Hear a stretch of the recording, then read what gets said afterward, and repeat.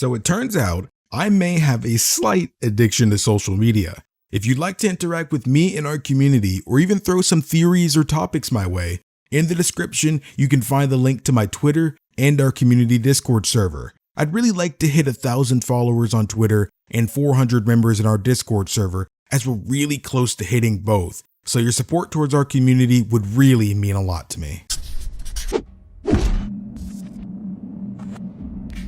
In part 1, as a bit of a TLDR here, we basically discussed how it's fully feasible that the Master was never physically there for any of the events we've seen him in this series so far. For those just jumping into part 2 without that knowledge, you'll need the basis for the best experience with this video. Again, you don't need to see the last video, but if I see any of y'all trying to slice my neck off in the comments telling me why my theory is wrong, but I explained and provided evidence for your rebuttal in the first video, y'all gonna be the ones getting mollywopped. But now that we've got that out of the way, how does this connect to what's in the box? Surely the Master of Masters existing or not doesn't fully affect that he gave this box to Luxu to protect, right? Well, in a way, yeah, you're right. It doesn't fully affect it, in a sense that the event still came to pass as we've seen unfold in the Kingdom Hearts series so far. But where it does affect things is what is contained within the box itself. Because if our theory is correct, the Master has not had a physical body the entirety of what we've seen him in this universe so far. I think that can only lead to one thing really being inside the box. Well, two really, but I'll save that one for a rainy day if views are down or something. If this theory is correct, that means what lies within the box the Master of Masters ordered Luxu to protect and never open must be his heart. Yeah, his heart's inside the box, and I'm aware I'm not the first one to come up with this conclusion, but I don't think it's his heart for the normal reasonings other people provide, as of course we've essentially gone over in part 1 of this series. The Master of Masters' heart is basically the skeleton key to all his plans, the root of everything he needs to come to pass. Having the Master's heart lie in the future within the box would allow him to essentially regain his life in the time he chooses. With the foretellers now called from the past and all finally gathered together again, they can finally move forward with their plan to bring the Master in the present day, physically and mentally.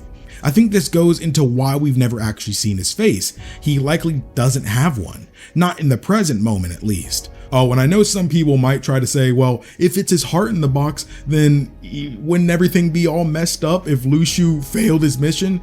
But you gotta remember, the Master of Masters can see the future. He's already seen that Luxu completes his mission. He doesn't fail. So if I could see the future, I'd also have complete confidence in the guy. And now thinking back again, he needed to live long enough to become what's known as the Master of Masters, found the group known as the Foretellers, and pass on all that he knows. He needed to live even longer to ensure he influenced young Xehanort to choose the path of darkness in his life. Though we know Xehanort was already treading on that edge already, we can see from the events of their conversation in Remind that the trip the Master sent young Xehanort on was the final push he needed to make his dark decision. And if you want, let's expand upon this too. We know that there are certain individuals who don't need to have a version of themselves waiting at the destination in order to travel through time, those being the foretellers. For now, I'll just coin the term time walk to make it easier. So we assume that again, since we know the Master taught his students everything they know, we can assume the Master also can time walk, not needing a version of himself waiting at the destination.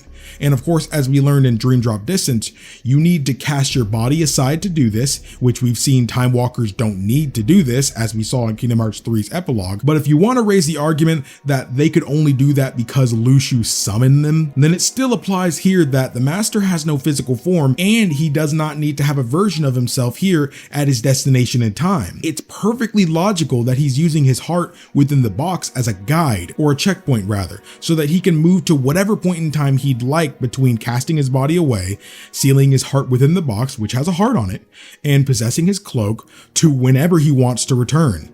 This would obviously explain how he's been able to live across many ages and still appear the same as he always has. And for those who think they're slick, when we first see the box, it's already shut with something inside of it. There's no telling when something was placed within it, nor how long the Master has even had it lying around. So using the rebuttal that whatever's in there was just put in there has no weight behind it at all, because even in that cutscene when we first see the box, That is never mentioned. But even with all this, it leads us to the question to why? Why would you go to all these lengths to ensure this would all happen? Spread the gift of the Keyblade in the age of fairy tales, sow the seeds of a horrific war, guide a damaged youth down a dark path, all to end up hurting the lives of countless others? Let's not forget, that's more than just the main cast I'm referring to here. Xehanort had numerous subjects locked up underneath Radiant Garden for human experimentation, his heart frozen by the chilling darkness. Why would the Master go towards allowing all this to happen? And the answer is quite simple. He's got a goal. And when I say that, I'm not talking about plunging the worlds into darkness or falsehoods like giving people their own hearts. No. I'm talking on a scale as big as time itself. Of course, we've got no idea what that would be. Phase 2 of Kingdom Hearts hasn't even begun, and we've hardly had any real interactions with the guy outside of the points I've highlighted during this 2-part series. But if I were to make any kind of guess, here's what it'd be. I think as a child, the Keyblade War raged on, and even into his days as a young man, it still raged onwards. And when he came of age, the age I'm assuming is reflecting in his coat's physique and his voice, he fought in the Keyblade War as well, and during that time he lost someone or people close to him. And that sent him spiraling, coming to the realization that no one even knows what they're fighting for anymore. And what must be the reason that his loved one or loved ones must perish? Which going forward would become his motivation to change time. There's a power he needs to obtain, and that can only be achieved long into the future. And his studies and experiments with the darkness led him to gaining the power of foresight, which making it much easier to plan out what needs to be done in the future and how to get to that goal, which led him to taking all the actions he did, leading up to what we believe we'll be seeing coming into fruition in Phase 2 of Kingdom Hearts. There's no other explanation on why someone would be willing to hurt so many people for their own goals. In a way, it doesn't really make him a bad guy, even if he is the quote-unquote bad guy in relation to our main cast. But with all that said, what do you guys think? Does some of what I said ring true, or did I kind of lose you? I know when I watch theories, sometimes I gotta pause and rewind, 5 or 10 seconds just to really get something. When I listen to it again, I'm like, oh, so if you guys need to do that, you may need to do that throughout this video. If you're coming out a little confused, I really recommend doing that or watching it a second time sometime. But let me know. Did I lose you? Am I onto something? So am I getting into spoiler territory? But let me know. And if you guys enjoyed this video, definitely share it out with a friend, mom, cousin, homie, anything like that on your social media or on Discord or something. Then hitting the bell after subscribing will always make sure you never miss another video or Kingdom Hearts live stream by me ever again.